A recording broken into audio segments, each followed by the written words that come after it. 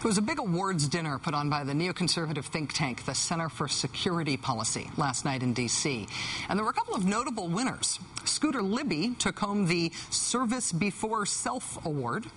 In possibly related news, you'll recall that it was Scooter Libby who took the fall for the Valerie Plame is an undercover CIA officer leak, a leak that came from somewhere in the White House. Now the neocons have given him a Service Before Self Award. Also walking away with some hardware last night was the man for whom Scooter Libby was chief of staff, former Vice President Dick Cheney. Mr. Cheney is out of the hospital from his most recent round of surgery, and last night he was given the Center for Security Policy's Keeper of the Flame Award.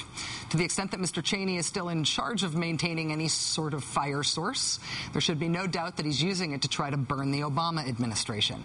Last night he said the new president is wrong on Iran, wrong on missile defense, even as the vice president is abroad right now talking about that. Vice President Cheney even said that President Obama is wrong to withdraw troops from Iraq, even though in Iraq, President Obama is keeping to the withdrawal plan that Bush and Cheney negotiated while they were in office. Prime Minister Maliki met yesterday with President Obama, who began his press availability with an extended comment on Afghanistan. When he finally got around to talking about Iraq, he told the media that he reiterated to Maliki his intention to remove all U.S. troops from Iraq. Right. You negotiated that. He's keeping to your plan. That's a problem now? The former vice president saved most of his fire last night for the other war that he started but didn't win. We should all be concerned as well with the direction of policy on Afghanistan. Having announced his Afghanistan strategy in March, President Obama now seems afraid to make a decision and unable to provide his commander on the ground with the troops he needs to complete the mission. The White House must stop dithering while America's armed forces are in danger. Make no mistake, signals of indecision out of Washington hurt our allies and embolden our adversaries. Waffling while our troops on the ground face an emboldened enemy endangers them and hurts our cause. Recently, President Obama's advisors have decided that it's easier to blame the Bush administration than support our troops. When we deployed forces 8 years ago this month, it was to make sure Afghanistan would never again become a training ground for killing Americans. It's time for President Obama to do what it takes to win a war. President Obama must do what it takes to win this war. Now he tells us. See, those 7 years while he was ignoring and losing Afghanistan, Mr. Cheney had what it takes to win as a secret plan that he forgot to implement. Thank God he's still around and President Obama can ask him now how to win. Mr. Cheney also really still wants to talk about torture a lot, which I'm guessing today's Republicans are not all that psyched about, politically speaking. But when Dick Cheney wants to talk about torture, you just can't stop him. He is insatiable about this stuff. They've chosen a different path entirely, giving in to the angry left, slandering people who did a hard job very well, and demagoguing an issue more serious than any other they will face during these 4 years. No one knows just where that path will lead. On the political left, it will still be asserted that tough interrogations did no good because this is an article of faith for them and actual evidence is unwelcome and disregarded. President Obama himself has ruled these methods out. When he last addressed the subject, he filled the air with vague and useless platitudes. To completely rule out enhanced interrogation in the future in favor of half measures is unwise in the extreme. In the fight against terrorism, there is no middle ground, and half measures keep you half exposed. For all that we've lost in the conflict, the United States has never lost its moral bearings. The former Vice President of the United States making the difficult argument that we can only hold on to our moral bearings if we say that torture will not be out of bounds. Which makes me want to ask a follow-up question about what exactly he means by moral and by the word bearings. But Vice President Cheney won't let me interview him or any members of his family, so I don't get to ask.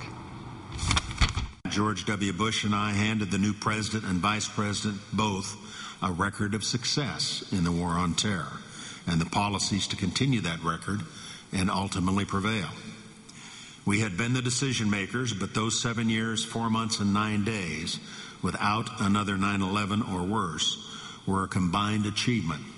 Even beyond the 2 wars they started and didn't win, the Bush-Cheney record of 8 full years, of course, does include the worst terrorist attack on U.S. soil ever, for which we were left unwarned and unprepared and undefended by the government of Mr. Bush and Mr. Cheney.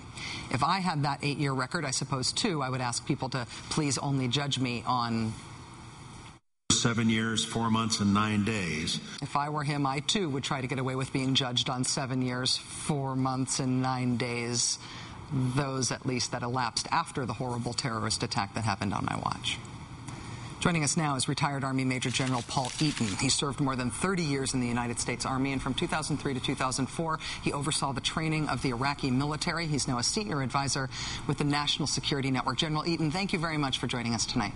Rachel, thank you very much for inviting me on. Now, I want to be clear, and I don't want to create the impression that by appearing here you implicitly agree with all the criticisms I just levied against Vice President Cheney. But I want to talk to you about the tough response that you wrote in response to Mr.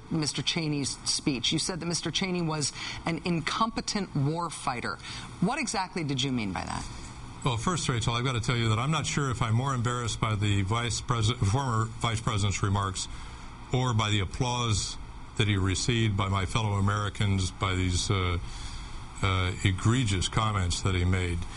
But the former Vice President, my comment that he's an incompetent warfighter, was party to the Rumsfeld-Cheney-Bush prosecution of war in Iraq and in Afghanistan. And they never properly established mission. They never properly established troops to task. And they have dumped onto the American soldier the expectation that they will pull their chestnuts out of the fire. So I am very happy to see President Obama pull together a team who will do a judicious review of what we really want to achieve in Afghanistan. When we attacked Afghanistan, it was 2001, and it was 2002 and 2003 when the Bush administration started to gear up to invade Iraq. What was the material effect on the war effort in Afghanistan by switching focus to Iraq at that time? Well, the consistent comment, because we didn't have sufficient ground forces or all the material, the helicopters, the ground combat equipment to support both wars, that Afghanistan became the extra effort. They became the other theater, while we put all our resources into Iraq.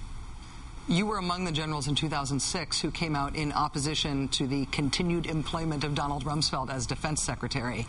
When you talk about the Bush-Cheney-Rumsfeld approach to war, what's the lesson to be learned for us as a country? Not about them as individuals, but about how we shouldn't approach war again.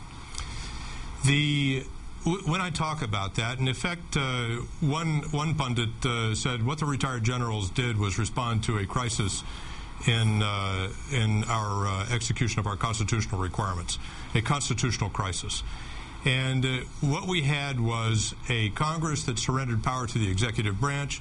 We had a media go silent, and we had power inside the executive branch concentrate into the hands of 3 people: President Bush, Vice President Cheney, and the Secretary of Defense. The output of that groupthink that set into that triumvirate produced some very problematic results in Iraq, and the theater in Afghanistan suffered as a result. Retired U.S. Army Major General Paul Eaton, thank you for your service, sir. Thanks for speaking out, and thanks for joining us tonight. Thank you, Rachel.